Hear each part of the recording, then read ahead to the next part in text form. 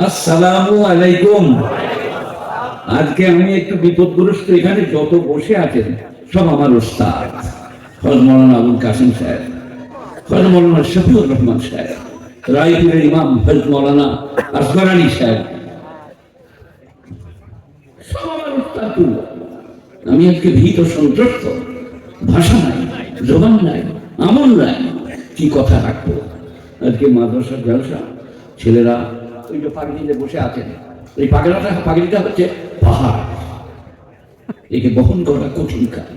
পরিষ্কারী তাকওয়া, খোদাবিমুতা, 15 মিনিট আল্লাহ ওয়ালা হয়ে থাকা, আল্লাহ হয়ে চলা কঠিন কাজ। তো আমি এদের সম্পর্কেই একটু বলি। আমার টাইম হচ্ছে 15 মিনিট। অনেক মানুষ সেই রকম টাইম, আর আমি এখন এই বয়সে 15-20 মিনিটটা অনেক মনে করছি। আল্লাহ নবী বলেছেন, ক্ষয় রকম তাআল্লামা কোরআন ওয়া আল্লামা, তোমাদের মধ্যে শ্রেষ্ঠ তারা যারা কোরআন পড়ে আর কোরআন পড়ায়। ঘর পর্যন্ত কথাটা নিয়ে যাবেন। ক্ষয় রকম তাআল্লামা কোরআন ওয়া আল্লামা, তোমাদের মধ্যে শ্রেষ্ঠ তারা যারা কোরআন পড়ে আর কোরআন পড়ায়। আর আল্লাহ বলেছেন, ইন্নামা ইয়াখশাল্লাহা মিন ইবাদিহিল উলামা, রীতিমতো আল্লাহকে যারা ভয় করে তারা উলামা সম্প্রদায়।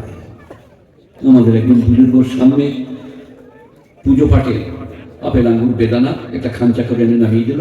উনি বললেন রাখতো। তারপরে ভাঙ্গিকে বললেন, জব যাওগি তো মুলাকাত करके जाना। से एलो, बोले ये उठा के लेके चले जाओ, जहां का माल वहां फोन किया।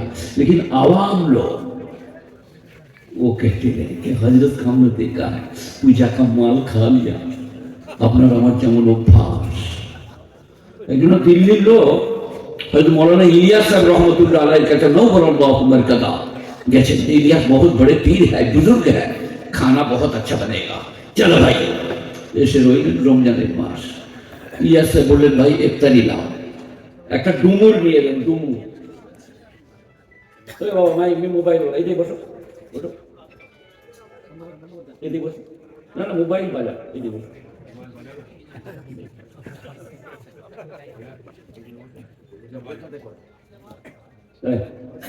কি বলছিলাম? ডুমুর আপনারা অনেকেই জানেন না। ডুমুর 600 রকমের, জানতেন? দেন আমাকে 10 টাকা।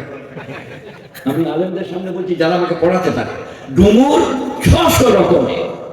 আমাদেরও ডুমুর আছে গায়ে, বড় ডুমুর একটা খাঞ্চা করে আনলেন, দিয়ে খুঁটারে খুঁটারে ইফতারি করলেন। এসার সময় বললেন, ভাই খানা কে হ্যায়, লাও। সেই ডুমুরটা, খুঁটে খাওয়ার ডুমুরটা। আবার সাহরিতে বললেন, কে হ্যায়, সাহরি লিয়াও। সেই খুঁটে খাওয়ার ডুমুরটা। তিনি হচ্ছেন হযরত মাওলানা ইলিয়াস সাহেব রহমতুল্লাহ আলাইহি, ইয়াহিয়া সাহেবের ভাই। আর আমার উস্তাদ হযরত মাওলানা জাকারিয়া সাহেব রহমতুল্লাহ আলাইহি চাচা, শ্বশুর এবং উস্তাদ।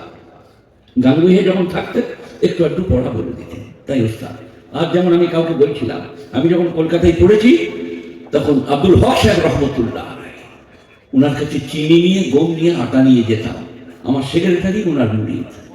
ওনার বড় ছেলে, তিনি আমাকে পড়া বলে দিতেন, উর্দু পড়া, তাই তিনি ওস্তাদ। আর উনি আমার পীরের মতো। এইগুলো ওই একটু পড়া বলে দিলে, এই যে বলছি কাসেম ভাই, এরা সব আমার গণ্যমান্য যোগ্য ব্যক্তি, ওস্তাদ তুল্য। শফিউর রহমান সাহেব, মাওলানা আসগর আলী সাহেব, উনি মানবেন না কিন্তু আমার ওস্তাদ তুল্য। ওনার হাতের লেখা যে বই উনি বাক্স করে রেখেছেন, হাতের লেখা তফসির, হাদিসে, এইরকম মোটা মোটা এক বাক্স উর্দু। আমরা কি হাতের লেখা, কি সুন্দর।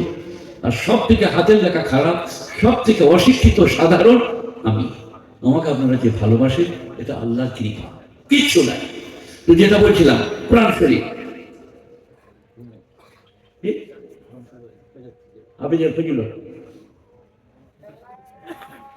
একজনা বিরাট বড় কবি সাহিত্যিক মাইকেল মধুসূদন দত্ত 14 অক্ষরের ছন্দ আকার করেছিলেন, প্রত্যেক লাইনে 14টা অক্ষর।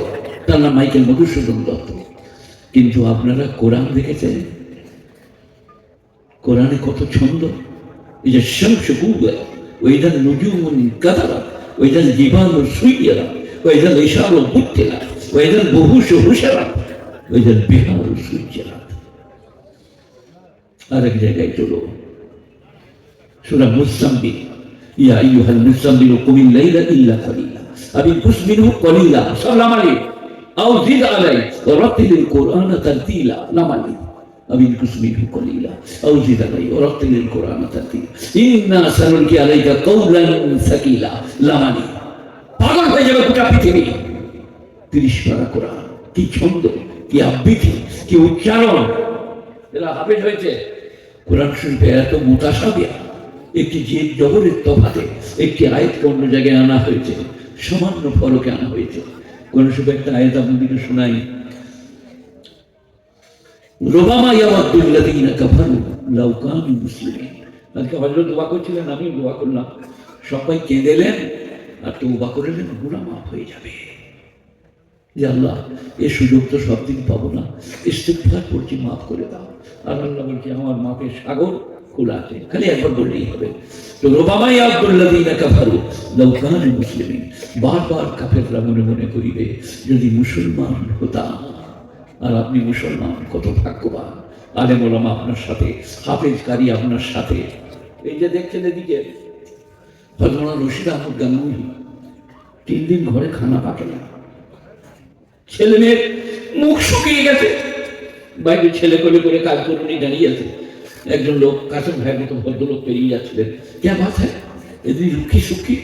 बोले हजरत के घर में 3 दिन खाना नहीं बना। তিনি বাজারে গিয়ে আটা, খেজুর, ঘি, मैदा এক थोड़ी ने हाथे दिले, जाओ ये घर में दे दो, खाना पकाना। हजरत के सामने खाना, बोले ये खाना कैसे आ गया?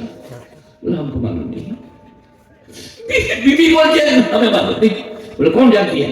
बोलो नौकरानी, तुम्हारा काज करूंगी। बुलाओ। ये कैसे? बोले हजरत हमारा कोई कसूर नहीं, हम बच्चे को गोद में लेके दरवाजे में खड़ी थी, एक आदमी जा रहा, उसने बोला बच्चे ने दुबली पतली क्यों है? मैंने कहा 3 दिन से खाना नहीं पका, वो बाजार से लाके दे दिया। আমরা মৌলবীরা হলে আপনাদেরকে বলবো, আমরা কাসেম ভাই, আমি ইমতিয়াজ ভাই, আমরা হলে বলতাম বাহ तुमने बहुत अच्छा काम किया। हजरत की बोले जानिए आज से तुम्हारा नौकरी खत्म, तुम घर की बात को बाहर क्यों फैलाए? কি বলি আল্লাহ, কি রে, আমরা কিছুই নই। তাদের জুতো আবার এই যিনি এক্ষুনি বলে গেলেন মাহমুদ বাদানী সাহেব মাদ্দাতুল্লাহুল আলী, উনার মেজ চাচা আমার উস্তাদ হযরত মাওলানা আরশাদ সাহেব মাদানী, উনি শাহীতে পড়াতেন। আমি ওনার কাছে মিশকাত জিল্লের শানি পড়েছি, সেই কারণে আমাকে কেউ কাসেমি বললে আমি বলি ভুল হয় নাই, আমি শাহীতেও পড়েছি, কাসেমি তো। আমি যখন প্রথম মুরাদাবাদ গেলাম, আমার ছোট শালা তালেবালি নিয়ে গেল, দিয়ে পরীক্ষা দিলাম, এমকা দিয়ে তখন বললাম শাহীতেও দেবো, দিলাম। একজনের নাম ছিল হুদা সাহেব, বিখ্যাত আলেম, আরবি গ্রামারের একবারে মারাত্মক।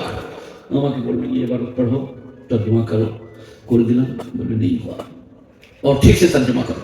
हजरत जो हम किए हैं वही ठीक है। बोले नहीं, ठीक से करो। जी वही ठीक है। तो बोला हम पीछे चाबिए बोल ले, ये पढ़िए थे और बोलो तुम किससे पढ़ा? मैंने बोला मज़ाहिर के अल्लामा सिद्दीक साहब इमाम नहब के शागिर्द मुफ्ती मुस्लिम साहब এই শান্তিবাগে খালেক সাহেবের শাগির্দ আমাকে পড়িয়েছিলেন। আর বলতেন আমার একটা পিঠি পড়ে গেলে আমার এত কষ্ট হবে না। শখত কেনে বাবুজির সঙ্গে একটু রাগারাগি করে পালিয়ে গেল। আমি পালিয়েছিলাম হাজি গোলাম রসুলের মাদ্রাসা বেদাই ইসলাম, ওটা মল্লিক বাজারের আপনার ধরমতলা থেকে একটু এগিয়ে গেলেই বাহাতে পাবেন। আমার ওস্তাদ ছিল বিহারি। আমি সিঁড়িতে বসে নিজে চিঠি লিখলাম যে হযরত इसको दाखिला फरमा लीजिए, কিন্তু আমার উর্দুটা তখন তো আমি সারানুল্লাহ জানি ছাত্র, ये मुफ्ती मुस्लिम ने लिखा है। আমি চুপ করে রইলাম। অবস্থায় না এত বড় অপমান করা, আমার বললেন ये मुफ्ती मुस्लिम ने लिखा है, চুপ, इसको दाखिला कर लीजिए। গেলাম দাখিলা করলেন, যিনি পড়ালেন উনি বিহারি বোর্ড সাহেব। তো যেদিনে পড়িয়েছিলেন ওটা কুদুরি, কুদুরি আপনারা বুঝবেন না, তো কুদুরির একটা চ্যাপ্টার পড়াবেন হজের বয়ান। হজ ফরজ হলে চলে যাবেন, জমি বেঁচে দিয়ে ফুক করে মেরে দেবেন, মুরগি চিকেন ঘরের লোক আবার লাঠি খাবে। মোরসাদ জিজ্ঞেস করুন ওই রকম ভাবে হজ ফরজ, খালি তুমি কোনোটা মেরে দিয়ে চলে যাও। আল্লাহ মুসলিমিন আল বালিগিন আল কালাইল আসিহায় ইদা কদার আল জাদ ওয়ার রাহিলাতে ফাজাল মাসকান আয়ালিহি হিনা উদ্দিহি। হজ ফরজ স্বাধীন বালিগ মুসলমান সুস্থের উপরে। তুমি হজে গেলে তোমার বাড়ির আত্মীয় স্বজনের খাবারের বন্দোবস্ত করে যাও, তবে তোমার ওই ফরজ আদায় হবে। বলে আমি গুটি গাঠি নিয়ে চলে যাচ্ছি, তোরা বুঝে নেবে হজ ফরজ হয়নি আপনার। আপনি 40 দিনের যেরকম খাবারের ব্যবস্থা নিয়ে যাচ্ছেন। আমার শ্বশুর লেগে আমার স্ত্রী বলে ব্রিটানিয়ার টিন নিয়ে গিয়েছিলেন, দুটো বিস্কুট কত কিংবা একদিন ব্রিটানিয়া কিনে নেয়। তখন ওই 2 টাকা ব্রিটানিয়ার টিন না হলে 5 টাকা, 3 টাকা 4 টাকা ধানের বস্তা জলজাহাজে গিয়েছিলেন। তো গুরুজনেরা 15 মিনিট টাইম আছে, আমি হাফেজদের ফজিলত বয়ান করতে পারছি না, তার জন্য আমি আপনাদের কাছে ক্ষমা প্রার্থী। এদের ফজিলত মাথার উপরে। ওই কোরআন শরীফের একটুকু বললাম 30 পারা কোরআন, কত গোটা সে ভাগ, মানে একটি শব্দ 2-3 রকম ভাবে বিভিন্ন জায়গায়, কোথাও জবর দিয়ে, কোথাও জেদ দিয়ে, কোথাও ইয়া লাগো না, কোথাও তা লাগো না। সেটা ভুল হয়ে গেলে পিছনে হাফেজ আমার লোকমা দেবে। এদের রুজি রোজগারের বন্দোবস্ত কি? আমি একবার ওয়াজে বলেছিলাম, বলছি থানার কোনো গায়ে ড্রাইভারি করতে পারি, নাঙ্গল ধরতে পারি, ফুটবল খেলতে পারি, কিন্তু 150 টাকা মাইনে মাদ্রাসায় কাজ করছি। আমার উস্তাদ মানে আমার পরীক্ষা নিয়েছিলেন সিদ্দিকুল্লাহ ভাই শ্বশুর মৌলানা তাহের সাহেব রহমতুল্লাহ আলাইহি নগর আল্লাহুম্মা কাদা। তিনি বলতেন, এই দেওবন্দ সাগর পড়ে এসে হাই মাদ্রাসায় কি চাকরি করবি রে, আমাদের খাবিয়ার ওদের খেদমত করবি? ঘোর বিরোধী ছিলেন, আমাকেও ধমকিয়েছিলেন যে হয়তো আমি বাংলা অনেকটা পড়েছি, কি করবো? বলে নাই, দর্শে নিজামি কি খেদমত করো, রুজির মালিক আল্লাহ, গরু গাদাকে রুজি দেয়, তোমাকে রুজি দিবে। তুমি মাদ্রাসার প্রতি ধ্যান দাও, পড়াও, আর লোকদের জন্য দোয়া করো। সাধারণ লোক তারা ভালো মন্দ বুঝে না। আমি ওয়াজে কি বলেছিলাম জানেন, একবার আপনাদের উপরে যখন রাগ ঝুলে যায় যে গরু যদি পায়ে পা দিয়ে দেয়, তোমরা কি করবে? গরুর পায়ে পা দিবে? আলোক করে পাটা সরিয়ে দেবে, গায়ে চাপড়িয়ে দেবে, আমার পায়ে পা দিতে নাই। তো সাধারণ লোক যদি আলেম ওলামার ইজ্জত না বোঝে, আজে বাজে বকে, আমাদের বকা চলবে না। আমাদের আসসালামু আলাইকুম ভাই, ভালো আছেন? বাড়িতে সব ভালো? সে মনে করবে মাদ্রাসা চাঁদা চাইতে গিয়ে বলে সালাম দিচ্ছে, তা করবে। আমি কিন্তু তা মনে করছি না। জাযাকাল্লাহ, আল্লাহ আমাকে আপনাদেরকে আমলের তৌফিক দান করুন। আসসালামু আলাইকুম ওয়া রাহমাতুল্লাহি ওয়া বারাকাতুহু। আমাদের কুকসা মাদ্রাসায় 5ই ফেব্রুয়ারি 28শে মাঘ জলসা আছে, 22শে মাঘ 5ই ফেব্রুয়ারি আপনাদের সকলকে দাওয়াত দিলাম, যে পারবেন সে যাবেন। দেওবন্দে হলে থাকবেন, মানে মুফতি ইউসুফ সাহেব মাদাতুল্লাহ আলী।